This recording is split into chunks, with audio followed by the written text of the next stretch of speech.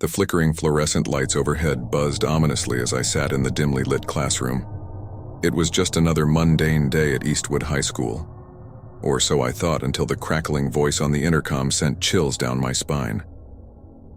"Attention, students and staff," the principal's voice quivered. "This is not a drill.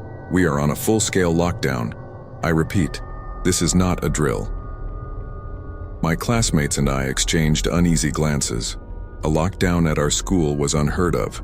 We all knew the protocol: lock the classroom doors, turn off the lights, and remain silent until further notice. The atmosphere in the room grew heavy with fear, as if the very walls were closing in on us.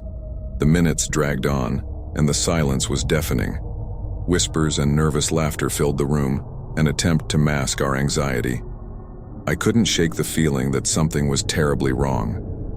My heart pounded, and my palms grew sweaty as I clutched my phone, desperately hoping for an update or message from a teacher. As the hours passed, our collective unease turned into a growing sense of dread. No information had been provided, and the silence from the intercom was eerie. The anxiety in the room reached a breaking point, and some students began to cry softly, while others tried to calm them down. I looked out of the small window in the classroom door, trying to catch a glimpse of what was happening in the hallway. But all I saw was darkness, a void that seemed to swallow the world beyond. The hallway lights were out, adding to the sense of foreboding.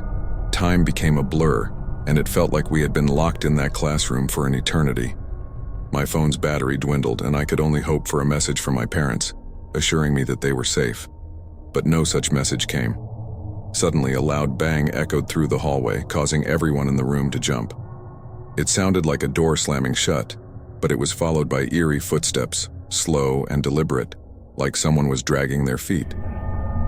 I watched as my classmates exchanged fearful glances. Whispers filled the room again, but this time, they were hushed, as if we were afraid to alert whatever was out there. I could hear my own heart pounding in my chest as the footsteps drew closer.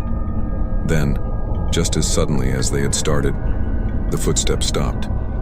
The hallway fell silent, and I held my breath, my heart still racing.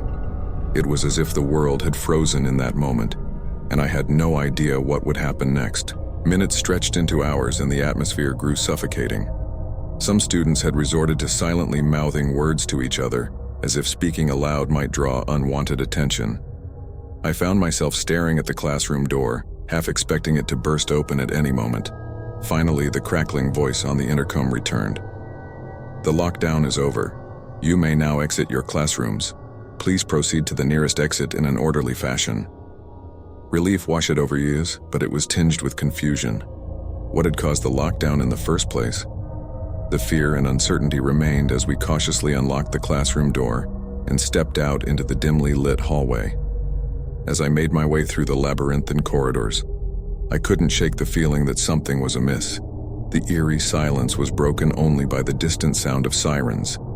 I reached the main entrance and stepped outside into the daylight.